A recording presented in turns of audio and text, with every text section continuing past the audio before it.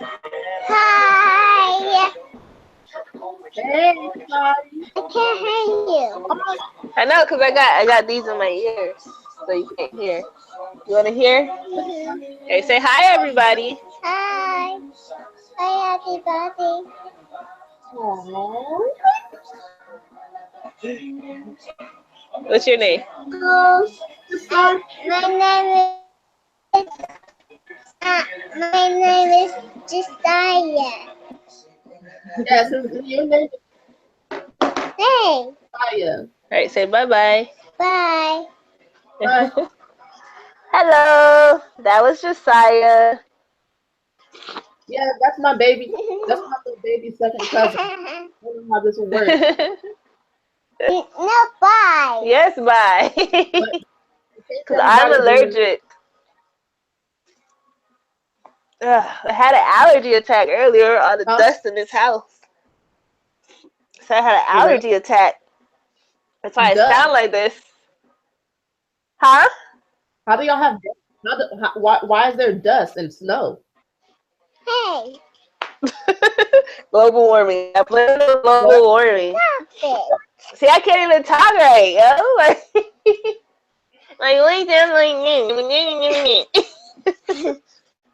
I just logged on. it. Welcome anybody who watches our live broadcast Asia. today. Yes, Bookie. Asia. She Yeah, can't hear you. yeah. I can hear. Oh, she can hear you. What was A- you gonna say? Asia. Hmm? What you gonna say? You just wanna look at yourself. Asia. Messiah, can What we you gonna do our say? live broadcasting Asia. today? Talk to you later. Yes. Say I'll talk to you later.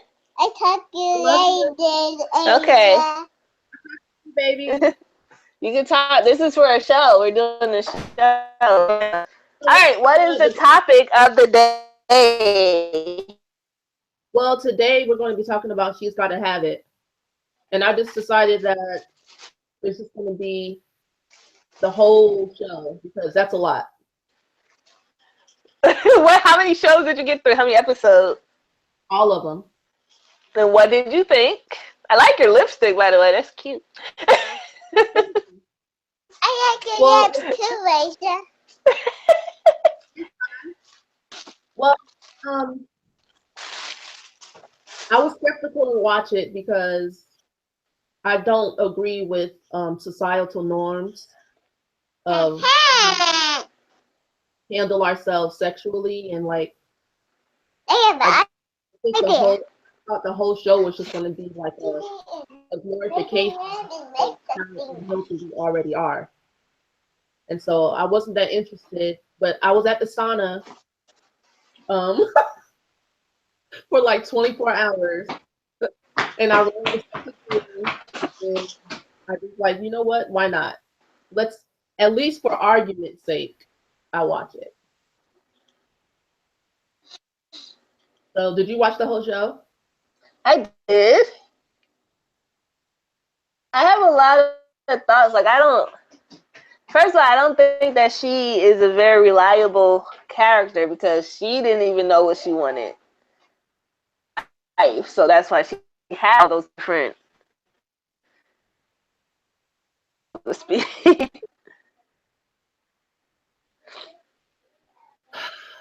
I actually ended up wanting to be part of her lineup. I was like, just add me in. Like, Why? the way the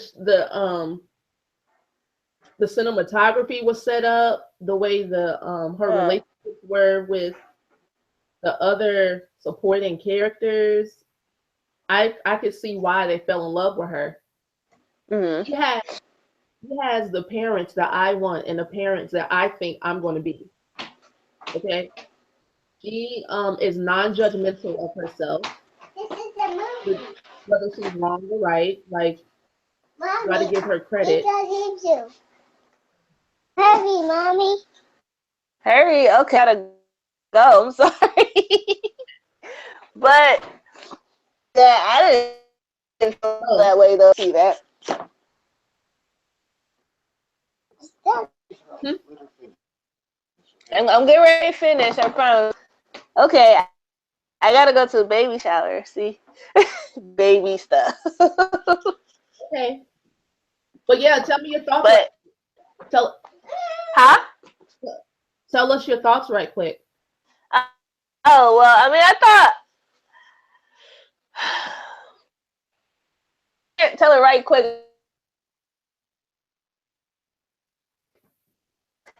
It wasn't a necessary thing, but it was an interesting thing. Like now, so like it wasn't as controversial, but it's still like a conversation that needs to be had now because there's still that stigma of being called a hoe or a freak just because you like sex or you express your sexuality in an unconventional way. But so I get that part. I like that part about it, but I didn't think, not that I didn't like Lola, but I couldn't relate to her all the way, which is okay, but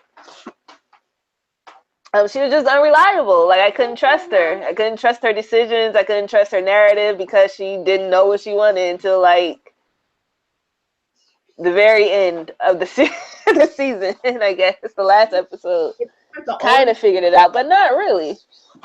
the only thing she really truly wanted was companionship, filling the lonely spaces while she was doing her art, because she felt insecure Mhm. about the direction of her career as an artist. The only time I ever saw her feel certain and secure is when she got that residency. As an artist, I can relate to that. Like all my relationships and my partners will tell you this, that they felt like kind of used by me, like they were like um in the space of something else while while I'm waiting for something else to really happen for me in my life. Mm. Yeah, I can't. I don't know. Like maybe I did. I don't know if I've used people. Maybe I have. I don't know. I think about it. I don't know. I That's haven't something to like think about. That's interesting. I don't Not. when you're in your 20s, because this is all from the perspective of a certain time. And I mean, there's certain things I can't live that out right now, but for me, it's past tense. Like when I look back at it, I thought I was in love, but I Mhm. wasn't from love. I didn't know what love I was. I was thinking, like I've been thinking a lot about like my past and relationships and like things that I did wrong that I realized I did not necessarily wrong, but I wasn't paying attention to what I actually wanted or what I needed or what I deserved, and I just like it's an interesting process, that journey. But that's interesting. Like I think maybe that made me think about it more too, about when I was like younger and what I used to do and how and why. And like how now it's changed a little bit. Well, it's changed a lot about how I would do it again now. So it's interesting. That is interesting. But I gotta go. So See you later. bye. Thanks for Bye. No problem. Say bye. Okay. Goodbye, everybody. Keep talking about it. Discussion, discussion, discussion. All right. Talking about it. Okay. Bye.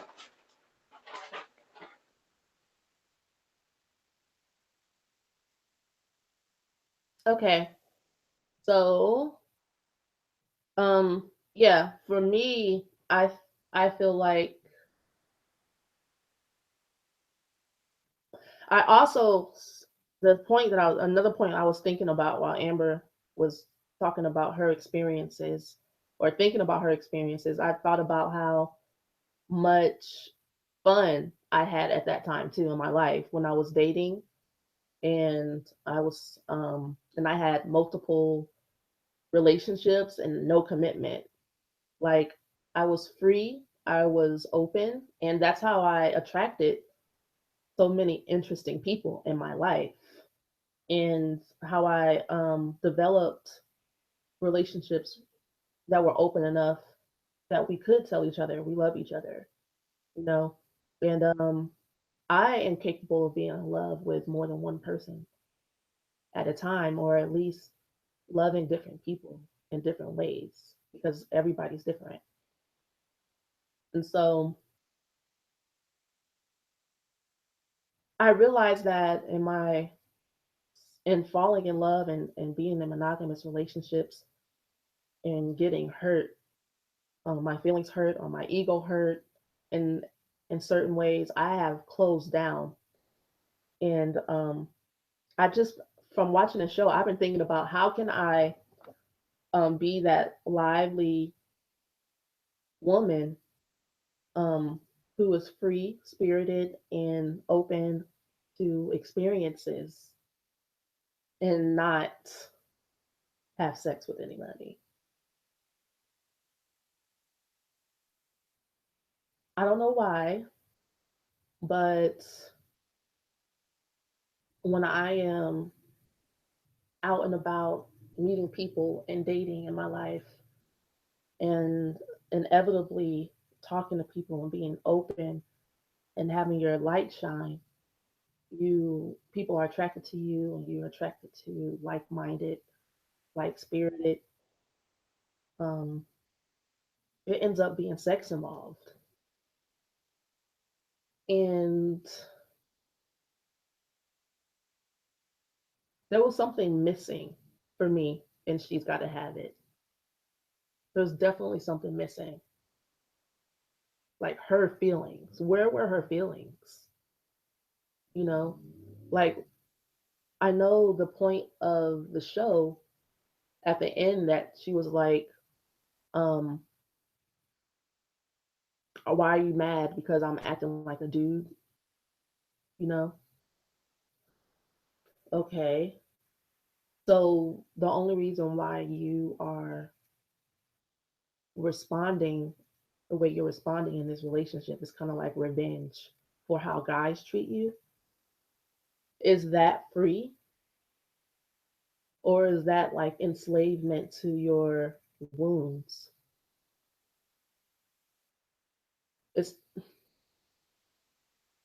it's kind of like how what I tell people who are acting out because their parents hurt their feelings, abused them, treated them badly. They didn't like how they were parented, so now they want to be the exact opposite of their parents.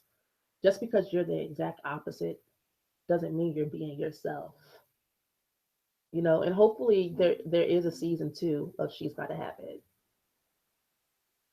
because I honestly don't think all that was necessary.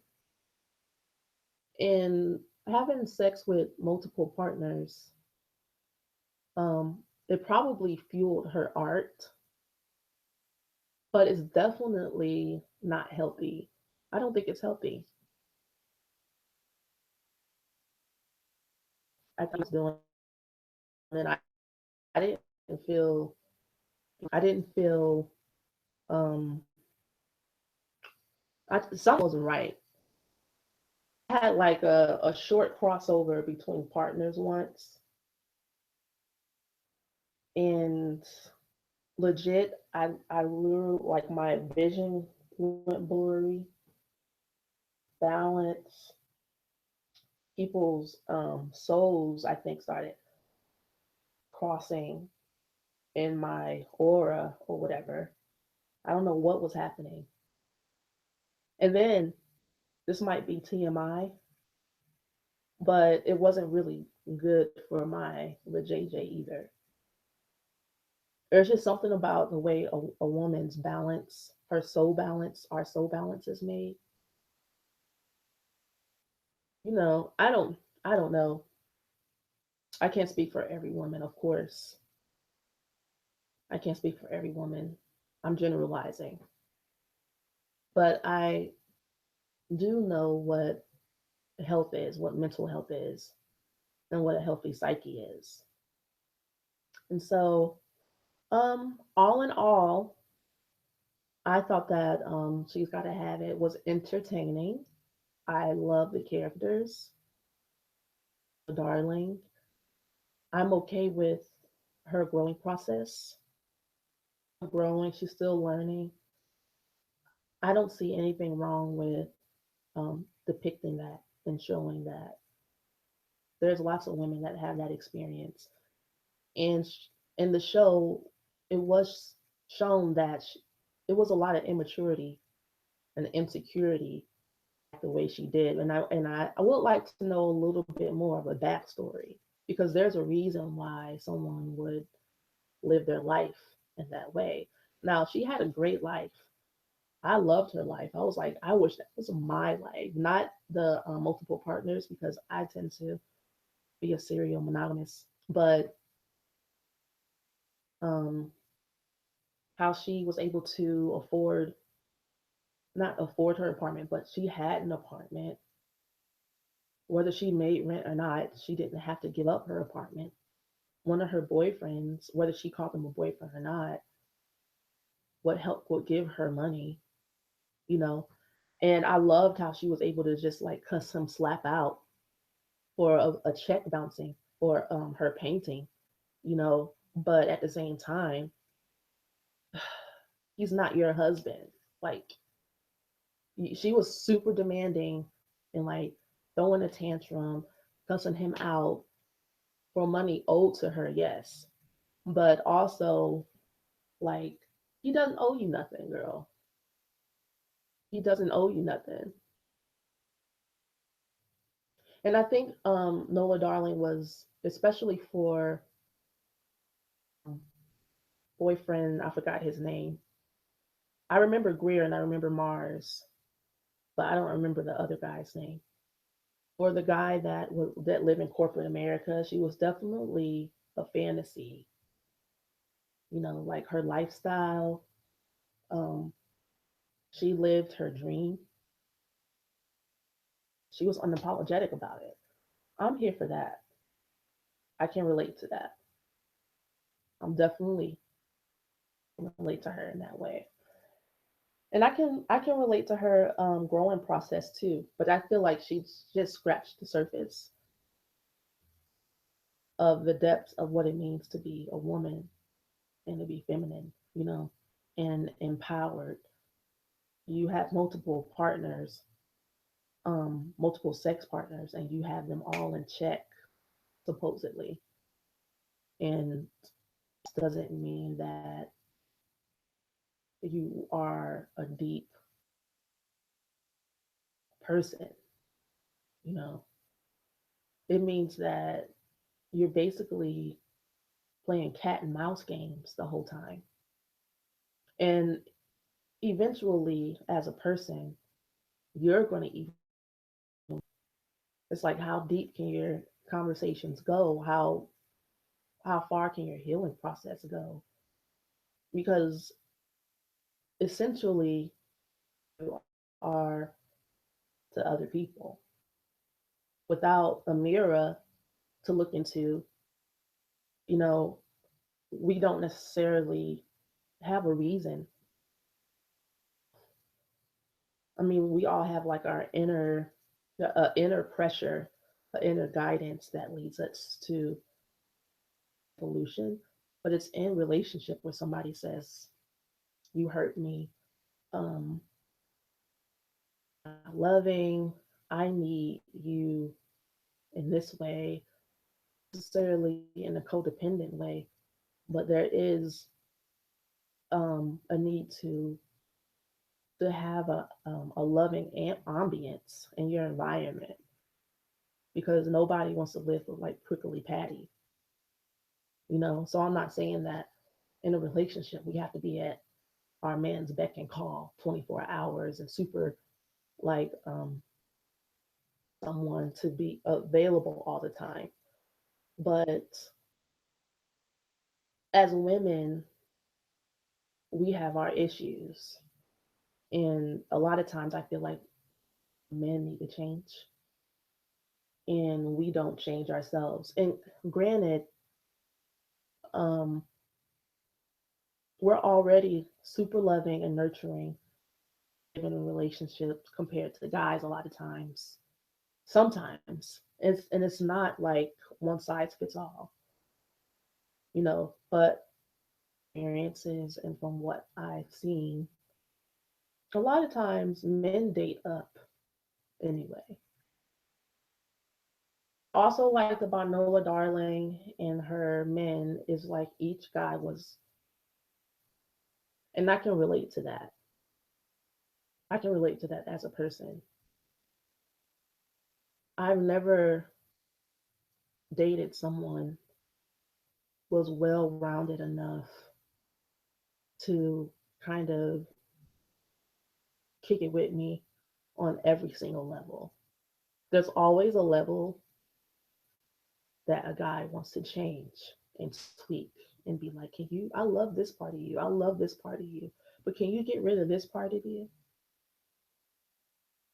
So it was that episode where she had that black dress on was really interesting.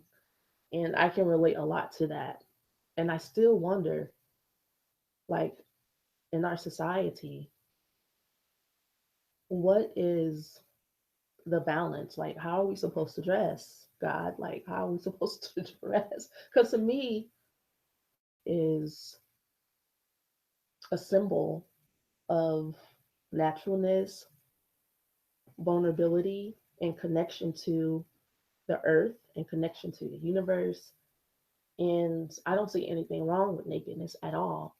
Like I made a video once with my cousin Amber walking naked through Buckhead Park, in protest and also to society that there's nothing criminal about.